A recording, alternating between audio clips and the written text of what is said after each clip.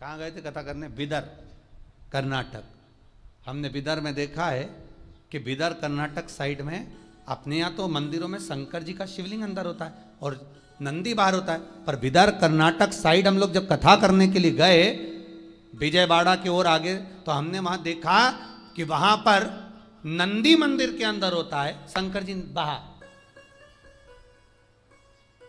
शिवलिंग बाहर, नंदी अंदर। हमने पूछा ये कैसे हो गया बिदर कर्नाटक वालों से। वहां भी एक सराफा वालों ने कथा कराई थी ना, तो हमने उनसे पूछा कि ये हो क्या गया मंदिर को? मंदिर का शंकर जी बाहर आ गए और नंदी अंदर पहुंच गया है, हुआ क्या है? तो वहां के भगत कहते हैं महाराज हमारे यहाँ के लोग कहते हैं कि शंकर जी को अगर घर में बुलाना है तो शंकर जी ऐसे पकड़ाई में नहीं आएंगे, नंदी को पूज लो, नंदी का स्मरण कर लो। नंदी तो लेके रोज शाम को जाता है, शंकर भगवान तो तप साधना में डूबे रहते हैं, भगवान शिव तो तप साधना में लगे रहते हैं, पार्वती जी उनकी सेवा में लगी रहती है। नंदी को मालूम रहता है कि कहां से ले जाना है आज घुमाने के लिए, तो वो नंदी लेकर जाता है, तब उस नंदी की हम आराधना करते हैं, उस नंदी की।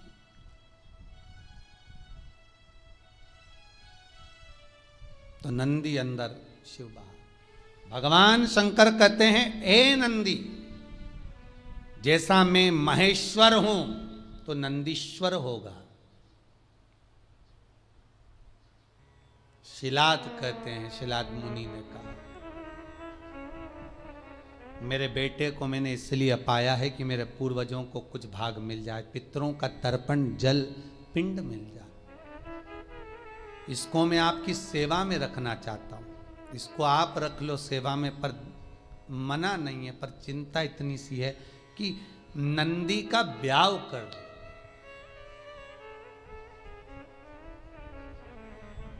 नंदी की शादी करना। शंकर भगवान ने पूछा नंदी की शादी? हाँ, क्यों? कुंवारा है और मान लो आपने इसको आयुष्मान होने का वर भी दे दिया, सब कुछ कर दिया, पर कुंवारा तो रहेगा ना।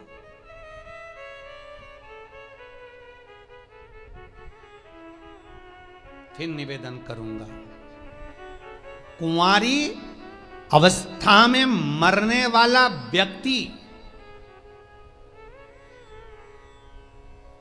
गर्भ से बाहर निकलकर जो बच्चा मर जाता है, 6 महीना, 8 महीना, 9 महीना, 10 महीना या जन्म लेने के बाद जो कुंवारी अवस्था में मर जाता है, श्राद्ध में चाहे तुम तर्पण कर लो, गया जी का पिंड कर लो, ब्रह्म कपाली कर लो, चाहे पूरी दुनिया के तीर्थ चले जाओ, ब्राह्मण को कितना भी भोजन करा लो, तर्पण करा लो, पिंडदान कर लो, पर जो कुंवारी अवस्था में मरता है उसको ना तो पिंड मिलता है, ना तर्पण मिलता है, ना जल मिलता है, ना उसकी मुक्ति होती है।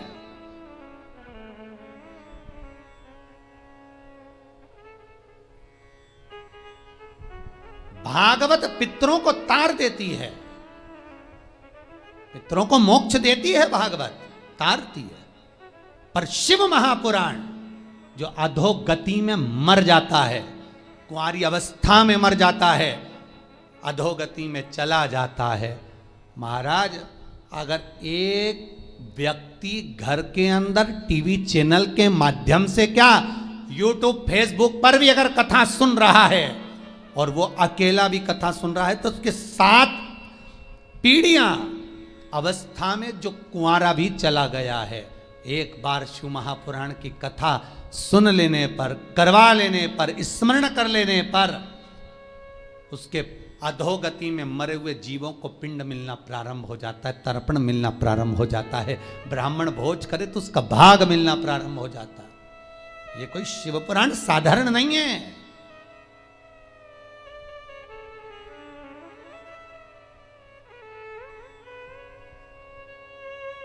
शिव महापुराण का महत्तम पढ़िए, देवराज नाम का ब्राह्मण शिव पुराण सुनकर चला था। जिस मार्ग से जा रहा था वहां के अधोगति जीव तर गए थे। देवराज नंबर ब्राह्मण के शिव महापुराण का महत्तम कई बार कथा में कहा। वो तो अभी पुरुषोत्तम शिव महापुराण चल रही है, इसलिए आगे की कथा महत्तम ना लेकर सीधे कथा को आगे बढ़ा दिया जाता है।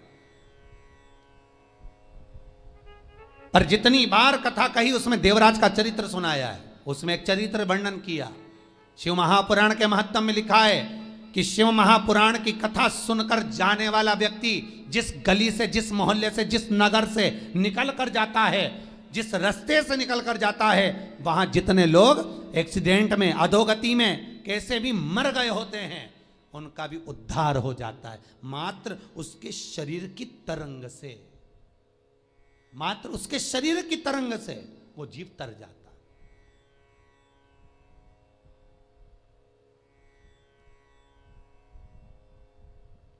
अधोगति से मुक्त हो जाता। भागवत, शिव पुराण, सारी पुराणे जीव को तारती है।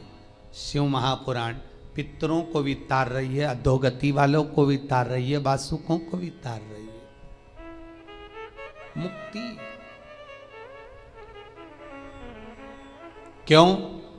जो अधोगति में मर जाता है वो प्रेत की योनि में जाता है। जो प्रेत की योनि में जाता है वो शंकर का गण बन जाता है। शंकर के पास पहुंचना है उसको कैसे भी,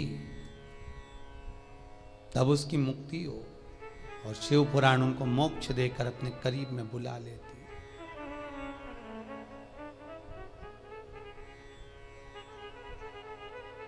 कहते हैं मस्तक पर अगर त्रिपुंड लगा हुआ है, त्रिपुंड नहीं तो चंदन की 3 बिंदी लगी हुई हो, त्रिपुंड लगा हुआ हो, शरीर पर कहीं पर भी त्रिपुंड बना हुआ हो, मात्र अगर त्रिपुंड शरीर पर बना हुआ है, मस्तक पर अगर त्रिपुंड लगा हुआ है, महाराज यमराज की तो सामर्थ्यता नहीं है रे भाई कि वो सामने आके खड़ा हो और कह दे कि तू चल। यमराज को भी 50 बार शंकर जी से पूछना पड़ता, ले जाऊं? अच्छा, कई लोग वो हाथ पैर गुथवाते हैं ना, कई लोग गुथवाते हैं, उनको बड़ा शौक होता है हाथ गुथवाने का, तो वो कहीं शंकर जी बनवा लेते हैं, कहीं पार्वती जी बनवा लेते हैं शरीर पर, कहीं गणेश जी बनवा। इनसे निवेदन है कुछ मत बनवाओ, तुम्हारा अगर कल्याण करवाना हो तो केवल त्रिपुंडी गुथवा लो, बहुत है, बहुत, अगर तुम्हें शौक है तो। नहीं तो यहां तो शास्त्र मना करता है, हमारे यहां तो शास्त्र मना करता है कि शरीर पर गुथवाया भी नहीं जाता। अरे भाई, ये जितनी जगह पर तुम नाम लिखाओगे उतनी जगह तो छूटने वाली है। जमीन पे नाम लिखाया लीलावती फार्म हाउस, मर गए तो लीला तो चली गई, फार्म हाउस नीचे रह गया। अरे बोलो रे भाई, ऑनलाइन जितने सुन रहे हो बोलो तो रे, सोफे पे बैठे बैठे, पलंग पे बैठे बैठे सुने जा रहे हो। लीला चली गई, फार्म हाउस नीचे रह गया। मकान पे लिखाया लीला निवास, लीला गई, निवास नीचे। इंगेजमेंट करी, सगाई करी तो अंगूठी पे लिखा दिया लीला एल। मालूम पड़े निपटे तो अंगूठी भी रह गई। और बचा था तो मेला घूमने गई तो हाथ पे लिखाया लीला बाई। अब आत्मा चली गई, लीला बाई तेरा हाथ तो नीचे ही रह गया। तो ये सब फालतू के प्रपंच करने से अच्छा है जिसका है उसका लिख दो। इस आत्मा पर, इस मन पर शंकर का नाम लिख दो कि सब तेरा है। अंत में तो तेरे पास ही आना है शमशान में, और नी आएंगे तो लोग बांध के ले जाएंगे, सीधी बात।